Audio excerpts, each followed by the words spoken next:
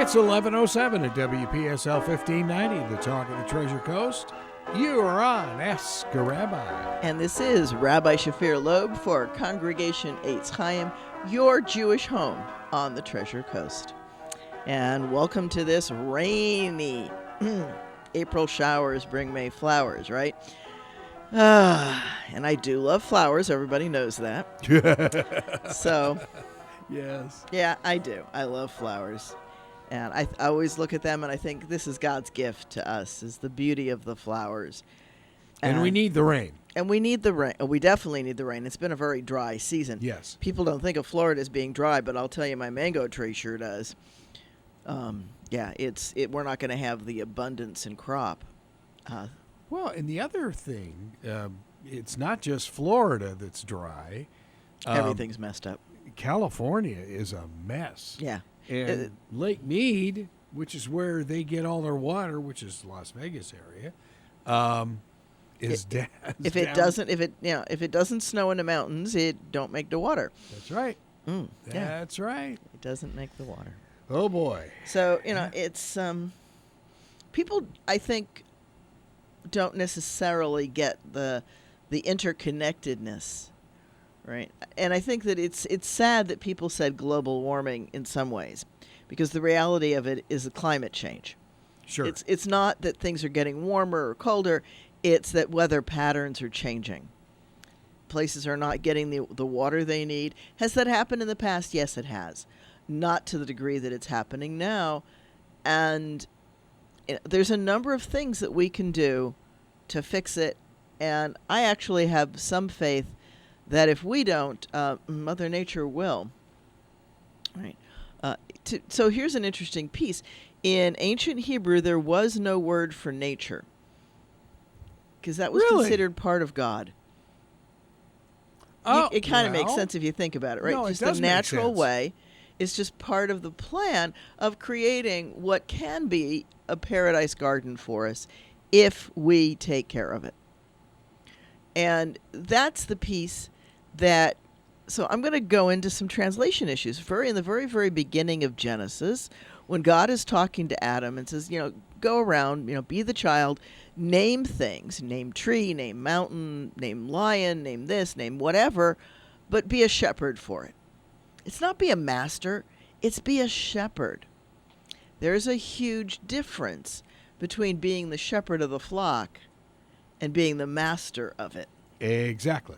Yes. And I think that in a lot of ways that we misunderstand leadership as it's taught in the Bible. And, so here's a couple of pieces of why I'm saying that. Whenever there's a plague, the thing that happens once they get over the immediate crisis of the transmission of the plague, and they're clear about that, right? Anybody who's been touched by it needs to be killed, removed, or treated. Unfortunately, they didn't have enough medicine to treat everything back then properly, or the way we would today. It's amazing how much more we can treat today. But what happens is that Moses turns to Aaron and says, go take care of the people, i.e., start being a shepherd again. Right, because the other part that a lot of people miss is that the Kohanim, the priests, and the Levites with them as their assistants, are the doctors and nurses of the people. Oh, really? Who goes and checks the skin affliction to see if it's contagious or not? Interesting. Right? Wow. Okay. And it gives the protocol for it. It gives the protocol with a great deal of detail. It tells you, is it green? Is it white? Is it red? Is it this? Is it that? Is it spreading? Is it not spreading? What's the shape of it? And when you read that to modern medical people, they go, that's the protocol. You're kidding. No. They knew how to Wow. look at the signs, the eruptions, the shape of the disease. And they knew from that whether or not it was contagious. They knew to check clothing to see if it had transmitted, if some of the infected flesh had embedded in the clothing. They knew how to check the building and the furniture. And sometimes they torched the building and the furniture, and other times they washed it. And there's this whole big description of how you get rid of the disease. Thousands of years ago. Thousands of years ago. We know that Torah and other chunks of the Bible have not changed in 2,000 years. Thank you, Dead Sea Scrolls, Qumran. Thank you for that wonderful, what was probably what we today would call a geniza, a storage place for storing damaged scrolls before they can be buried. It's a Jewish thing. And these genizot, these storage areas, have been tremendous aids in knowing what used to go on. Kind of like unexpected time capsules. They weren't set up to be time capsules, but they've worked that way because of the conditions. So there was one in Cairo that's very, very famous. Among other things, it had a divorce written by a woman. Which is, unheard of today. In the Orthodox world, it is not believed that a woman would divorce the husband. It goes the other way around only. So one has to ask, when did it go from being equivalent to this one-sided approach? What happened in the culture? And, of course, the Orthodox would tell you they never change, but the reality is they do. Because somewhere they picked up 14th century Polish garb. It's slowly they change, but more slowly than the surrounding community.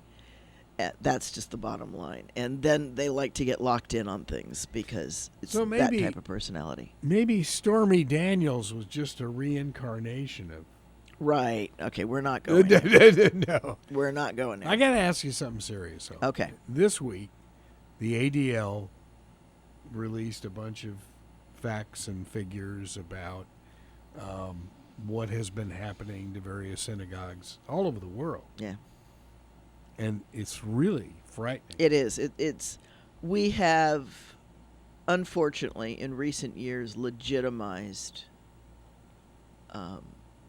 acts of hate. There will always be haters, and there will always be creatures, humans and otherwise, with misdirected aggression, anger, etc., because the real target is scary. It's one of the things that I talk about in my classes. Anger is a fascinating emotion. It really is. It's terrifying, but it's fascinating because it's... What makes it fascinating? Because it's almost never directed at the real target. Right. And one of my friends, and she's been on the show before, Amy, likes to point out that if you're pointing the finger at somebody, you've got one finger, for those who can see the video, you've got one finger pointing out at what you're pointing at, and three are pointing back at you. Oh, right? No. So anger is usually really self-directed. Yeah. And sometimes it's angry at being powerless in a situation. We have an innate wiring that helps us know when things are fair. Why do I say that? Capuchin monkeys can tell when they've done experiments where they have the monkeys do a task. And if you search on YouTube, you'll find it. Search for monkeys unequal pay. And you'll see this wonderful experiment that they did and have repeated over and over again with other species as well. And so they have these two monkeys doing a little task like handing the experimenter a rock. They hand the rock, they get a treat. And the first time they go through it, they give the monkeys cucumber. And the monkeys are happy with cucumber. Then they start giving one of the monkeys grapes. And the monkey who doesn't get the grape throws a fit because they know it's not fair. They know it's not fair. Monkeys. Then they did the experiment with dogs. They actually did it. It's an interesting one, dogs and wolves. When they do it with the dog, what the dog does is just either sits down, lays down, or walks away. The wolf destroys the equipment. It's kind of interesting. He just rips the task. They've got a thing where they've got to push a lever. It's not a hard thing. They've trained them to do it. They get treats. And both wolves are willing to do it even without any treats. They're just willing to do it just for the attention. And then when the one starts getting a better treat, the other one actually rips off the lever and Bingo. The pull. Yeah. Yeah. I've had it with this. We're done. Yeah. Right. And so we're hardwired. Where I go from that is that we are hardwired to know when things are not fair. They did another interesting one. This one was, I want to say it was somewhere in Europe because the language being spoken is not English. But they bring in young children, 7, 8, 9, somewhere in there, not very old. And they have them do a simple task, they have pink and blue balls. So you think that it's going to be about pink and blue balls. It's not. They put pink balls in one jar and blue balls in the other. They get to decide which jar. Everything goes in and they decide who does what. And they work for it. Okay? And at the end of it, they're given 2 glass containers. The containers are the same, but one is filled to the top and the other one is filled a few inches lower. And, of course, the two children that are working are a boy and a girl. And when they question it, because they do. Sure. Right, they question it. And they're told, well, it's because you're a girl. And what's interesting is that the kids equalize the pay. The kids equalize the pay. So, again, we are hardwired to know when things are not fair. Now, let's take that into an abuser and a victim relationship. That is not fair. That is patently not fair. And it's frequently done by somebody who has a serious leverage advantage. A parent to a child, a spouse, for whatever reason. And it is not always the men. It can happen in same-sex partnerships as well. Right? So whoever has the real leverage, maybe the one who's making the money, whatever, abuses the other, and they take advantage of a power situation. And the victim feels powerless to defend themselves most of the time. I've had a few occasions where it really gets physical both sides. But the victim wants it to be fair. They want the situation to be fair. How can it be fair? And the abuser will contribute to this. They'll plant the seed and say, you made me do this. You caused this. You provoked me. You this, you that. Always putting the blame instead of admitting that they are the ones who have serious control limitations, self-control limitations. And they're not willing to be constructive. They want to feel powerful by being destructive and evil even. But the victim wants it to be fair, and so the victim buys into the idea that it's their fault. That somehow they have caused this, because otherwise it doesn't make sense on the fair model. It's not right for somebody to abuse somebody where it's not earned. But it's not. The victim is a victim because, as one old movie said, they're a pain in the bystander, right? They're just there. They're a convenient target for whatever reason. You know, perhaps they've been groomed, perhaps they've been whatever. Right place, wrong time. Right, yeah, right place, wrong time. And so they're a victim. And there's a really wonderful piece in one of my psychology classes. We actually watch Good Will Hunting because Will Hunting shows so many of the wonderful inequities in life and how they shape people's lives. And the character Will and the character Sean, played by Robin Williams, so incredibly. In fact, he got an Oscar for it, and the show itself got an Oscar. But the way that the psychologist Sean gets through to Will Hunting is he finally gets him to a place where there's enough trust and rapport, and they've worked together for a while. In fact, it's close to the very end of the treatment relationship, and they're talking about the abuse. They're finally talking about the abuse, and Sean looks at Will Hunting and says, "It's not your fault." And he says, "Yeah, sure, I get it." He says, "No, it's not your fault." He says, "I know." He says, "No, it's not your fault." And he must repeat it 7 or 10 times or something like that until he finally gets through, and you can see the tears running down Will's cheek. Because it takes that kind of a breakthrough for people to realize they were in the right place at the wrong time. In the character Will Hunting, he is a kid in the system. He's in a foster home, and the father in that home is abusive. And so my class and I have a long discussion about, are all foster parents abusive? No, they're not. The problem is that a handful of them get through, and they try to screen for this. They try to check for it.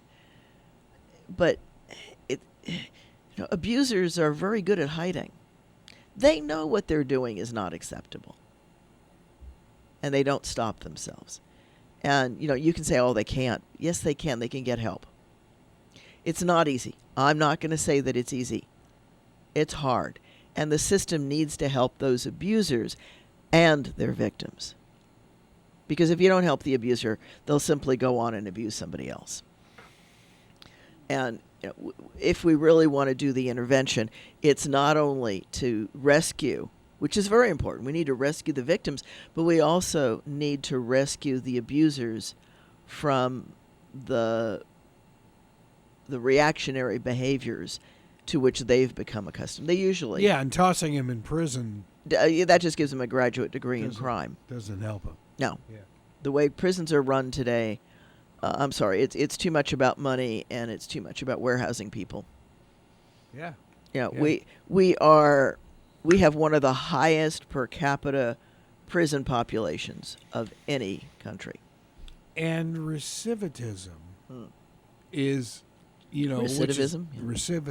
Recidivism. There you go. Which is very low in Europe, is very high here. Right. And so that's another one of my classes. Oh. We compare the German... What? Learning how to pronounce that? No. No. Recidivism. Recidivism, yes. There you go. And so what we do is we compare the German philosophy for prisons and the way they run their prisons as a result of their philosophy, because they are much more Kantian than we are. All right, we're much more into Mill and Bentham. 60 Minutes did a story on this German prison. It's like there are no doors on the cells at all. I mean, they just go out and socialize outdoors, and yeah. They don't treat them like animals. They don't behave like animals. No. Imagine that. Never mind. Gee, what a surprise. Yeah, what a surprise. And so I'm going to take a couple of steps, probably where some folks are going to take some issues, so you're welcome to call 772-340-1590. But this is the psychologist, the philosopher, and the rabbi, all wrapped up into one, and the educator. And so, as I said, some of the differences have to do with the basic philosophy. The important part about Kant is that Kant taught never to use a person as a means. They must always be the ends. Right? So you don't use somebody to do something else for another end. People must be the end. And he said that's the minimum level of respect for a human being. Could you imagine if we lived in a society that actually did that? Right? Utopia. Yeah, well, it could be. And I'm not, here on Holocaust Day, Yeah. Right, well, you know, that's something else I was going to bring up. So as we're dealing with that, right? Germany, with a fascist government, was capable of doing incredibly abysmal things, and they did a number of things to make that easier for the people to do it.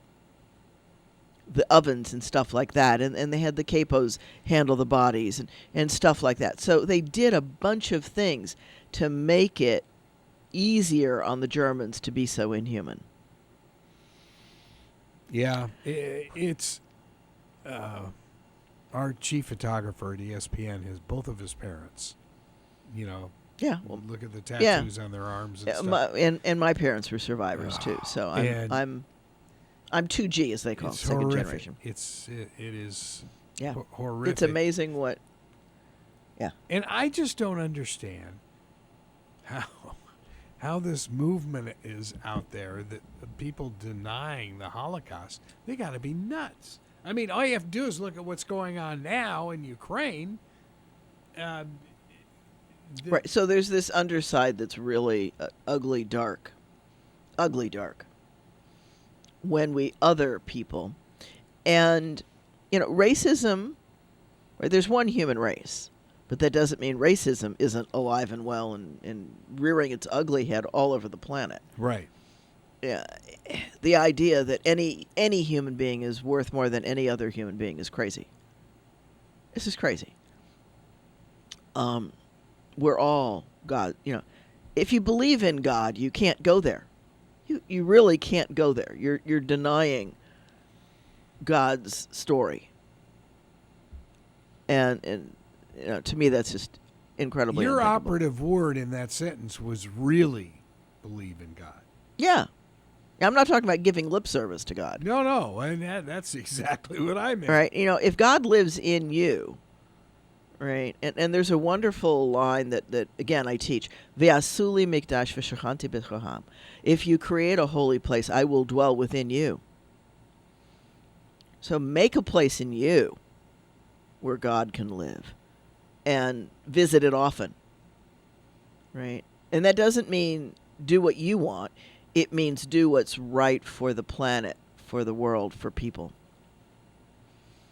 It's be part of a bigger thing. Be part of the human race. Don't think that you're above it. You're not. You're not above it. You're not more entitled. You're not anything. Yeah. So, and that goes back to that same foster system. A few bad apples really do tarnish the system. And people get hurt by it. I'm not trying to minimize that. The Holocaust was horrible. On the other hand, Germany today has really worked at doing things like the prison system. So here's the piece I was going to go to. The American police prison system was mostly designed to catch runaway slaves. Ooh, ouch. And return them to their owners. It really wasn't designed to handle criminals. Criminals were more often executed and hung than anything else. Wow. Right? I never would have thought of that. Criminals were usually shot down. Yeah. Right? So the prison system was about warehousing and returning people to their low state. And terrorizing people along the way. And in Europe, where there was indeed slavery, there was slavery, and there is definitely racism, and it's still alive and well. But the mode, the intention of the prison was to say, why isn't this person fitting in? And how do we help them fit in and be a contributing part of society? We make it really, really hard. And it's only recently that ex-cons, no longer a con, right? No longer a convict. They've done their time. They did their crime. They've done their time. They couldn't vote. It's only recently that we've even given them back the right to vote. The most elementary, right? Because the feeling is they won't keep certain people in power. They won't vote that way. Imagine that. And we make it very, very difficult for convicted individuals to get a job and become a contributing member of society. We make it very, very hard. We almost say to them, look, you need to go commit a crime so you get back in where you get 3 square meals and you're out of our sight. And there are people who look at prison as a shelter and 3 square meals. You got to put up with prison society, but, the other side of that, of Port St. Lucie rents that Stuart was talking about on Ask a Lawyer. Sure. They're out of sight. They're crazy. Now, I believe that the bubble is going to burst here probably sooner. It feels faster and more inflated, more puffy, if you will. We talked about puffiness an episode or 2 ago. But it feels more puffy than the bubble did in Tucson. Now, maybe that's because I bought my home at the beginning of the bubble, and so I wasn't caught in the feeding frenzy. Because the other thing that happens when you have this kind of explosion in real estate is you get an artificial boost from the speculators. Right? The people who go and buy and sell hoping to not get caught with a property at the wrong time. The hoping they're between properties. Sure. They want to sell their last house at the moment before the bubble bursts, and take that profit out of the system and leave somebody else holding the bag. And it inflates the frenzy of buying the available, because you've got these speculators buying. They're not going to live in the homes. They're buying them just to flip them. Sure. And, that's cool if you've got, $400,000 laying around, go buy a home and sell it for $450,000. That's cool. And that kind of crazy inflation's going on right now. We see it, and we see it in other things as places have to pay more rent, and we have to pay more for gas. The cost of food is going up dramatically. The cost of medicine is going to go up, is already going up. We're going to see rampant inflation for a while here because everything just as how we treat people is tied all over the planet. So is the cost of living. And we are eroding the salaries of the people who live in our area with all of this inflation. And and then it's going to burst, and then there's going to be a whole lot of people who lose, and the rest of the people will recover and be grateful for their recovery. But this is not a pretty economic scene, and I don't need a degree in economics to see that it's rough right now. We're on the rough seas, so I'm not sure when the boat's going to sink. The market's going down. The market's an interesting thing to study and watch. That's usually a trend of 6 months down the line. Yeah. Well, and are we going to war? That's a good question. I was listening to Mr. Chafin saying that we have lost our first American in the Ukrainian war. Yes. Yeah. Right, so, and sympathies to his family, condolences to them. Yeah. Well, what I think is absolutely fascinating, and I'm not sure if the fellow that was lost was the one that was on NBC Nightly News the other night, but he was a Navy SEAL, or is a Navy SEAL, and he is a quote-unquote advisor to the Ukrainian army. And I'm thinking, wait a minute. I remember back in the Vietnam days. Advisors, yeah. Weren't we advisors in Vietnam? Yeah. Before we actually Now, we went were, there. but it wasn't private. Well, I guess private companies did it too, but... Yeah. We slide into war. You don't usually, unless you've got a Pearl Harbor kind of event, you don't usually jump in with both feet. That's right. Right, but and as historians will, I'm sure, back it up, that we pushed Japan. We pushed them horribly into that. So, yeah. But again, the country was going into a major recession, and the war... Nothing makes money like war. Helped pull it out of the recession. Nothing makes money for the rich like war. Yeah. Yeah, well, we've had that discussion before, haven't we? Yes, we have. Yeah. Yeah. It's crazy. It's a hard thing. and I am a believer in peace by deterrence. That if somebody believes you're really going to whoop them, they're probably not going to provoke you.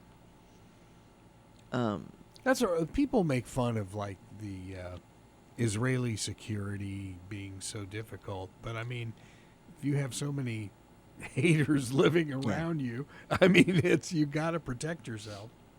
And that's an interesting conflict. And that one, of course, is being fueled a lot by America, Russia, China, everybody who wants to be somebody who wants to field test the equipment. It's a wonderful lab. Yeah. Yeah. Where else can Don't you see? want to do it in our country. Where else can you see Patriot missiles fire routinely? Yeah. You know, it's everybody wants it somewhere else, and why not this little postage stamp out on the Mediterranean?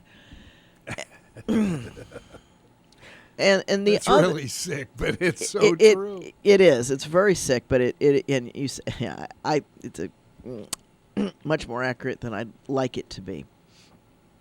And the other reality of part of what's going on is, people always point to, well, there was peaceful or semi-peaceful, and I'll use the word semi-peaceful because a very disproportionate stratification of society, but there was much more peaceful coexistence pre-England. Not that it was good. It wasn't. I have no rose-colored glasses about it. But part of the conflict that you've got, and you can pick this up if you understand Hebrew, when you see the news clips, when they show a clip of some Palestinians harassing the checkpoint guards or something like that, one of the oft-repeated lines that you hear from the Palestinians is, so where does your father or grandfather come from? It's Europe, right? So there's a cultural issue with the migration of Holocaust survivors and others from Europe. Oh, wow. You see a bringing in of European culture into a culture that's Middle Eastern or even Eastern. And so you have as much this cultural clash as you have anything else. And of course, the immigrants look down on the natives, the indigenous or more indigenous folks, the other occupants of the area, as being uncivilized because they don't meet European standards. Right? They don't have bathrooms the way that Europeans have learned to put them in. So they look down on them.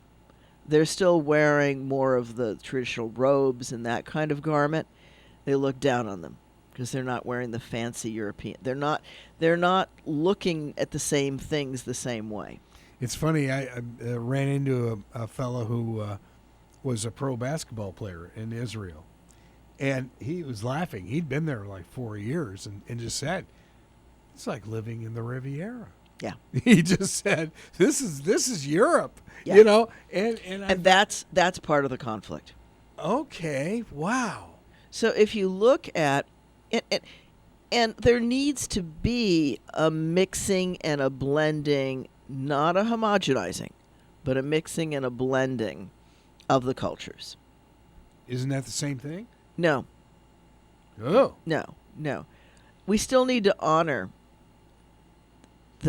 some of the intrinsic identifying pieces of the different cultures. We need to respect it. But, for example, we need to teach people to have running water because that's just healthier. Now, do we create the same kind of toilet? Maybe not. Maybe we have because we have different style toilets between America and Europe. Okay. Right? And there's good points and bad points about each. And so people should be able to pick and choose. Bidets, for example, are European. They're not American. Yeah, there are very few over here. Right. But, I think that's a great idea, actually, having had one in Israel. It was in my bathroom there. I had a water closet, the old tank on top with the pull chain, because that's from when my apartment house was built. That was the style of bathroom. Now, because of the large American influence, we see a lot more of American kind of culture. coming in. So it's this interesting blending of European and American, highly represented in the Israeli segment and not so represented in their Arab neighbors all around. So that's part of it. The European Riviera thing of walking on the beach in a bikini is a big culture shock to people who've been taught to cover up. Oh, well, yeah. Right? It's a total 180. It's a and if and not there- more. if not more, yeah. They might have gone all three. Never mind, 360 full circle, no, I right? get it. Yeah. I always love that when people say something like, "We need to do a 360 and get out of here." Yeah. That was a great line from Airplane. Airplane. Yeah, yes. Airplane says that. We've got to do a 360 and get out of here. Oh. And of course, most people don't get that. It's that 360 is full circle, folks. 180 is a U-turn. Oh boy. And don't call me Shirley. Yeah, Yeah. there is that. It would be interesting to see Airplane done again because some of the jokes would be very different. Very different. Well, it's funny. It's like one of the shows that we have on was talking about the nighttime comedians Yeah. and how the shows now are not as funny as the Carson era or some of those. I don't know. I think they are. I think they're just different funny. I think they're different funny. They're a higher comedic. They're not taking the cheap shots at people. And so it bothers me if somebody says that that's funnier, because it's only funny if you're not the one at whom the shot is being taken. Well, yeah. Carson isn't very funny if you're the down group, if you're the poked group. Yeah. So, Interesting. yeah. Okay. Yeah. Right. Well, And so, that is a point. Humor needs to evolve to the place where it's not a group of people that are being victimized by the humor.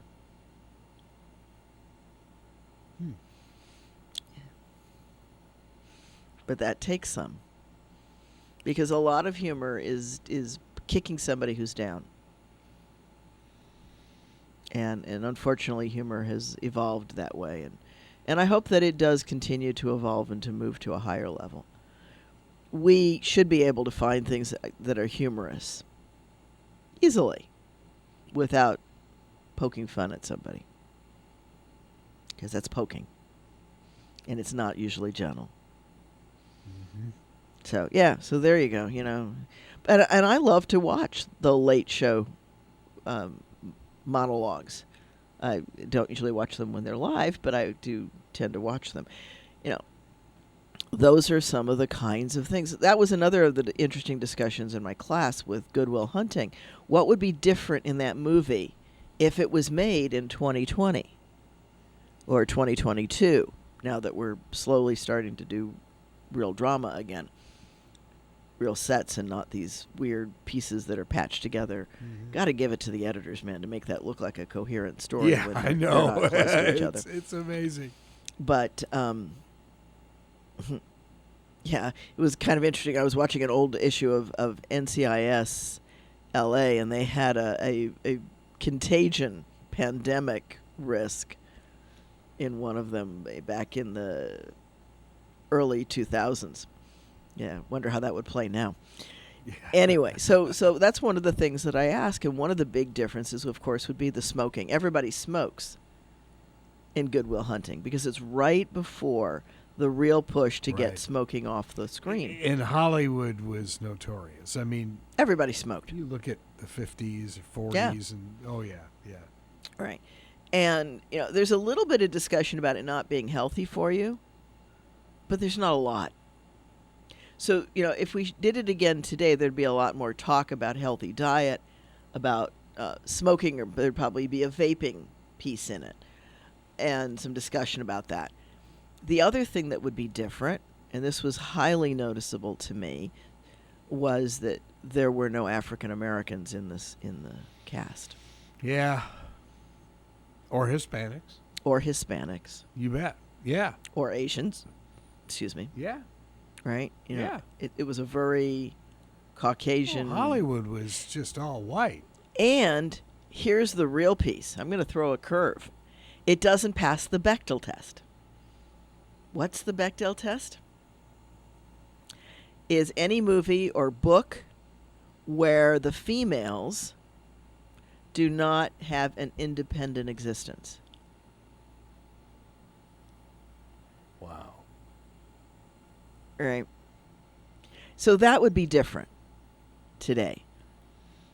What's the Bechdel test? The women, it has to be a conversation between two or more women without a man there, and they have to talk about something other than the males. And there's really only one female character that has any significance in the movie, and that's Will's girlfriend. I can't remember what her name is right now. Oh, beautifully played. But the only thing she does is talk to him or talk to his friends. Now, she's a Harvard student who's going to go on to Stanford to get her medical, and he ends up leaving and going to California to be with her. And that's the spoiler alert, folks. He does finally go to California. The last scene in the movie is him driving down the road in the car his friends gave him. But I think that if we saw it today, we'd see a lot more different roles for women. We'd see a lot more people of color. We'd see a lot of different. And that, to me, and I point that out to people, is look how far we've come. Yes, that has problems. Real social. It's talking about a problem. It's talking about Will Hunting's development, and he grows up in South Boston. He's a Southie. Yeah, Southie. The South side of my Boston. God. Yeah. He's a Southie, but so is the character Sean that Robin Williams plays. Right? Sean is also a Southie. That's, in fact, one of their connections is I know what it's like to grow up in the system.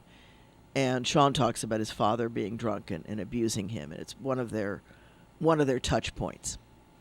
I'll never forget when Carol first started in Boston in news, and a friend of ours from San Francisco was starting the same day, and she was anchoring. And the news director specifically told Carol, there are going to be areas of this town we will not send you to cover news.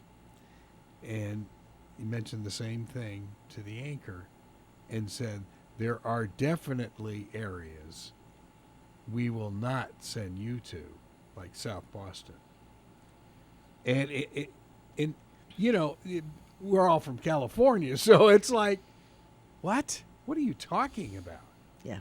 But yeah, they're like separate worlds almost. Yeah. It's an interesting. But it's hard to imagine something like that could exist. Of course, that was back in the 80s. But it still exists. It still exists. It's starting to break down, but not I fast hope enough. So. Not fast it's enough. absurd. And again, if we look at the movie, we can see some of the changes. And Hollywood does drive some of the changes. Hollywood needs to. There are far too many people who spend many hours of their lives learning from the screen. One of the other big things that we do in my class, and by the way, again, 772-340-1590, if you'd like to ask a question, make a comment, or perhaps even sponsor one or more episodes of Ask a Rabbi. If you've been listening and enjoy what you're hearing, or at least are interested in what you're hearing, please consider sponsoring an episode or 7 or 8. Yeah. So again, looking back at it, when we look at the things that are different, it's to see how we've changed. Look at the average classroom. The average classroom is highly integrated now. Right? We've got a lot of first-generation college students. Thank you to Florida for having the dual enrollment program, but even just the veterans benefits. Yep. Huge influx into the educated community. And it's one of the things that I ask my students is, does education change society? I would hope so. Right. So looking back at one of the things that we look at, remember the character Gaston? Oh, gosh. Yes. Right? And the three little bimbo blondes are just, he's so gorgeous. He's so he's an abuser. He is a classic abuser. In every sense, he abuses his sidekick, picks him up and drops him down. It's a cartoon, but it's still. Mm-hmm. He drops the rifle on him. It's not good for either the man or the rifle. And he's a hunter, of course. That male. And there's a wonderful scene where he thinks he's proposing to Belle, right? Because he's got the wedding waiting for her down in the Glen or whatever. But, she sees him in the little peephole thing. And she's like, oh, really? And he opens the door and barges in. And tells her, everybody, all the girls in town would love to be where you are now. Baloney, right? And she's trying very hard to put the bureau between him, the table between them, the chair between. He's pinning her against the wall. She's ducking out. It's handled softly. But, a healthy man does not pin a woman against a wall. Exactly. Period. Yeah. A healthy man doesn't pin anybody against the wall. End of story. He pins her multiple times. She throws a chair and he flips the chair out of the way. She gets him out of the house he goes to pin her and she opens the door and he falls out. And she's very careful not to provoke him. She says things like, I don't deserve you. Baloney, she deserves much better than him. Right? And it's a classic submissive female role. And so we look at the gender stereotyping of Disney. And there's actually, if you look on my Facebook wall, a cute thing about the princesses get a therapist. And that is funny. One says, let's talk about consent while you're unconscious. Ooh. Oh, my. Yeah. Oh. Yeah. Or let's go talk about living with 7 men you don't know. Now, granted, the evil whatever is not a great alternative. The evil witch who's after her and all that. What can I say? There's several instances that, you just kind of shake your head and say, really? This is Disney? Yeah. This is Disney, and it's teaching some really... Well, even Mulan, which is in many ways the beginning of their trying to show that women can be in powerful roles. But what does she have to do? She has to be a man. Be a man. Be a man. Right? She has to out-man the man. Yeah, yeah. And how many hours do we put our kids in front of those images and those sounds? Oh. We embed this horrible thing. There's a wonderful study that the BBC did where they they take little children, like age 1 or 2. They're old enough they're toddlers. And there's not a whole lot of speech going on from the kids, so they're very young. But they take the boys and they dress them in girls' clothes.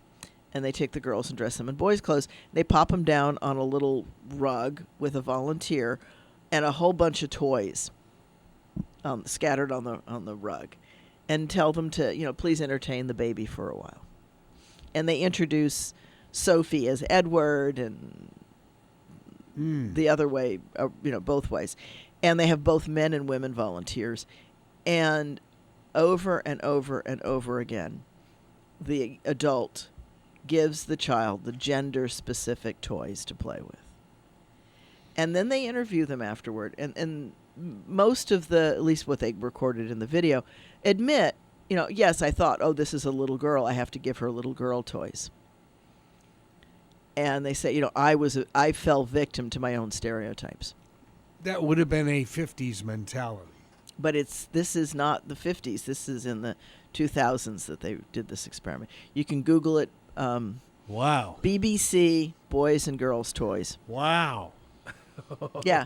So we still do this, and we still, if you ask a child to draw a firefighter, the odds are that child will draw a male. If you ask that child to draw a nurse, the odds are the child will draw a female. We still haven't really crossed the boundaries well to allow gender equality. There's nowhere near gender equality. And if we want to, we don't pay women the same rate that we pay men. We don't give them the same opportunities. We don't give them the same toys to play with. Legos is, I love Legos because they have environmentally friendly bricks, and they're trying to do some things. But they still haven't figured out how to do gender right. The difference in the Legos Friends is horrible.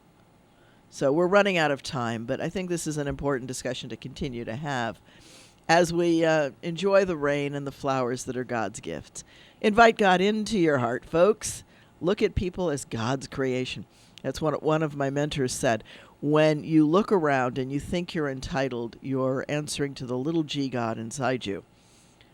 But if you're really listening to the big G, then you realize that we are all God's creation. We are all entitled to basic human rights. And I'll say, the idea that Stewart had of requiring the builders of these luxury communities to also build some low-income housing. I love that idea. I think that's a great idea. I'll get behind that one. Stewart, that was a wonderful idea. We need to find a way to start to we have to make it so that people can get shelter, food, basic medicine much more easily, much more readily. They need training. They need opportunities to contribute, to be powerful parts of our society. We can do this. Well, and a lot of them, even though the pay is not very good, they're teachers. Yeah. They're police officers. They're firemen. I mean, fire people. Whoa! Have I sensitized you a little bit there? Yes, you have. Right. Firefighters, servers, not waiters. I knew I was reaching for. Yeah, I knew. Yeah. I understand. And it's hard. It is hard to change society, but we do change. We hopefully get better. Hopefully we take more steps forward than backward. This is Rabbi Shafir Loeb, and this has been Ask a Rabbi. Come visit us at Congregation Eitz Chayum, 540 Northwest University Boulevard, Suite